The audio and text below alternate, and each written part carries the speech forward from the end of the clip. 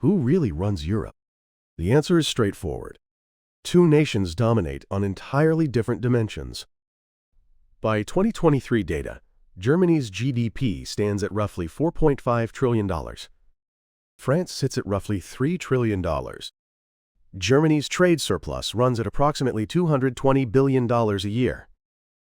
Down from a peak of $300 billion, yet still the largest in the EU. But France alone, among EU member states, holds nuclear weapons and a permanent seat on the UN Security Council. Why does this structure matter? This slide explains it all. Germany feeds Europe through manufacturing. The so-called hidden champions, a deep bench of mid-sized firms dominating niche markets, keep producing the components that hold the global economy together. France represents Europe through politics. As the EU's only nuclear power, it holds the core of European security in its hands. As a permanent P5 member, it has a seat at the table where global decisions are made. And the euro, the shared currency, makes this asymmetric relationship even more complex. Germany has leveraged the common currency to maintain a competitive cost advantage. France's political prestige complements Germany's economic weight. This is a structural reality that 7 decades of European integration have confirmed. This isn't speculation. The data reveals a structural reality, and it's one we can understand. Look at the GDP data. Follow the diplomatic record. From there, the true nature of European power comes into focus. Today, let's examine that data. Start with economic scale. World Bank 2023 data puts Germany's GDP at roughly $4.5 trillion. France comes in at roughly $3 trillion, a gap of about 1.5 times. Exchange rates and annual shifts move this figure, but the magnitude of the difference holds. But there's a more revealing number: the trade balance. According to Germany's Federal Statistical Office, Germany's 2023 trade surplus hit approximately $220 billion. At its pre-energy crisis peak, it reached roughly $300 billion, and it remains the largest in the EU. France, by contrast, carried a trade deficit exceeding $100 billion in 2023.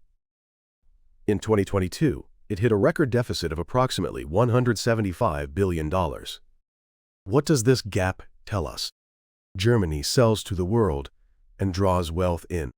France buys from the world and sends wealth out. Look at EU budget contributions, and this economic divide maps directly onto them. Germany is one of the largest net contributors. France shoulders the next heaviest burden, but the economic gap remains unbridged. By economic metrics alone, Germany is the EU's paymaster. But the paymaster is not always the decision-maker. That contradiction is the essence of European power. Why is Germany's economic dominance so overwhelming?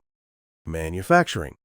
World Bank 2023 data shows manufacturing at roughly 19% of German GDP. Nearly double France's roughly 10%, and the highest level among the G7 by a significant margin. At the core of that strength, the hidden champions: precision machinery, specialty chemicals, industrial robotics. Unknown by name, but producing the components that hold the global economy together. Since management scholar Hermann Simon introduced the concept, the strength of Germany's mid-sized firms has been studied and analyzed across the world. Here's the question you're probably asking. So what does France have? France has something Germany can never possess: nuclear weapons. Among EU member states, France is the only nuclear power. The UK also holds nuclear weapons within Europe broadly, but within the EU, France stands alone. According to SIPRI's 2024 annual report, France maintains approximately 290 nuclear warheads under an independent command structure. And then there's the permanent seat on the UN Security Council. As a P5 member, France holds veto power over international decision-making. Germany, as a non-nuclear weapons state under the NPT, is legally obligated not to acquire nuclear weapons, and politically, the barriers are even higher. Since 2022, Germany has pursued what it calls Zeitenwende, a turning point, dramatically scaling up defense investment. An economic giant is now pushing to expand its role in security. But nuclear capability and a permanent Security Council seat are walls not easily scaled. This is the foundation of Europe's dual power structure. Here's a mechanism most people overlook: the euro. Before the euro arrived in 1999, Germany had the Deutschmark. The stronger the German economy grew, the stronger the mark became, and the weaker Germany's export competitiveness got.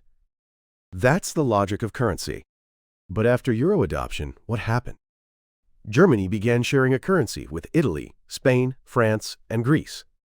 The economic weakness of those nations kept the euro at a level that was relatively favorable for Germany. More precisely, ECB data shows Germany maintained competitive real effective exchange rates through relatively lower unit labor costs, not by manipulation, but by structural advantage. Had Germany still been using the Deutsche Mark, the currency would have appreciated substantially.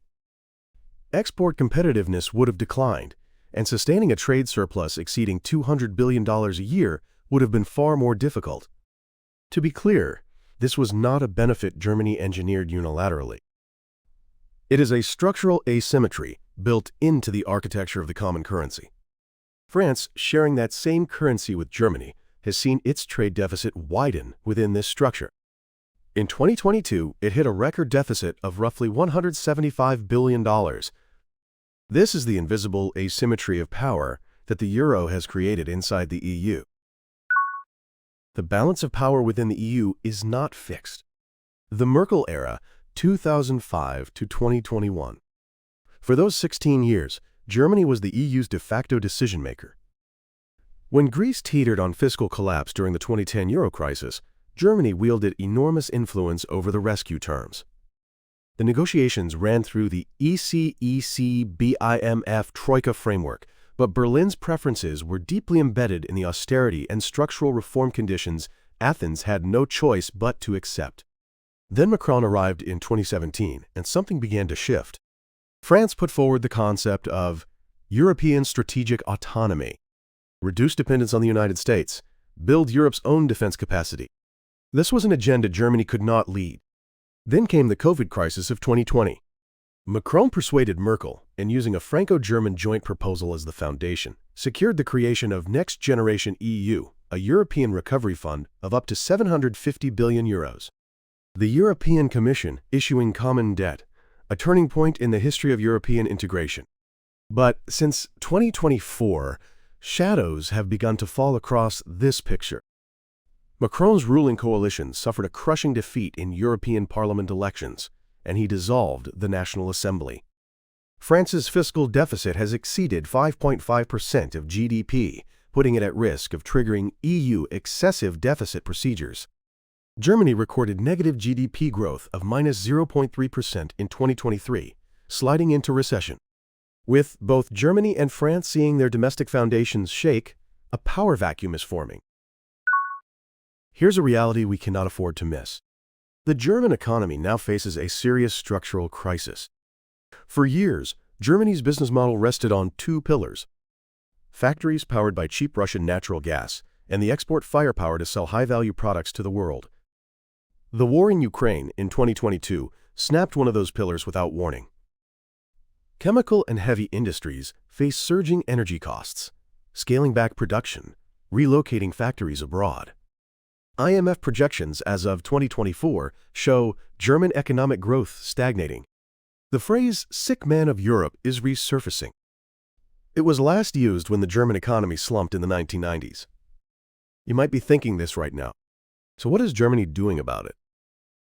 Under the banner of Zeitenwende, Germany has unveiled a special defense fund of 100 billion euros.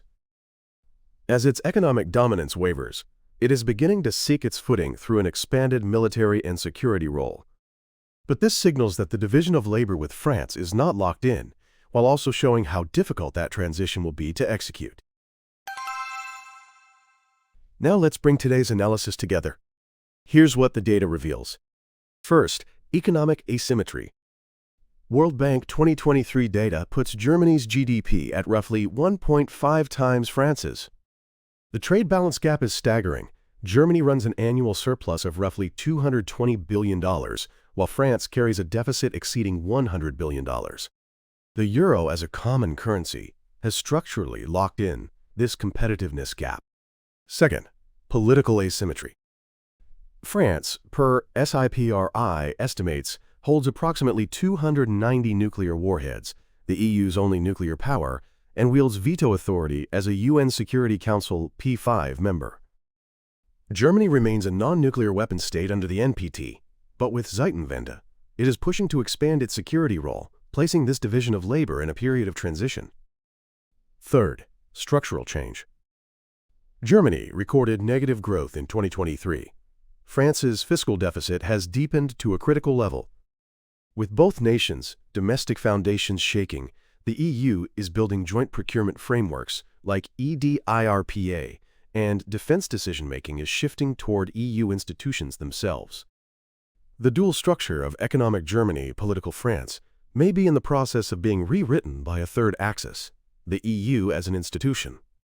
Here's the question worth sitting with. If Germany's economic stagnation drags on, who becomes Europe's paymaster? And as the domestic foundations of both France and Germany erode, can the EU as an institution replace the bilateral power structure? Let me know your thoughts in the comments. Thank you for watching. Europe's power structure cannot be read through economic statistics alone. Geopolitics, history, institutional design, and the structural shifts happening right now.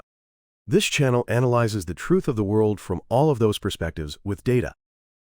If you want to develop the ability to read the world through facts rather than emotion, through mechanisms rather than opinion, subscribe and turn on notifications. Every time a new analysis drops, your understanding of the world moves up a level. Until next time.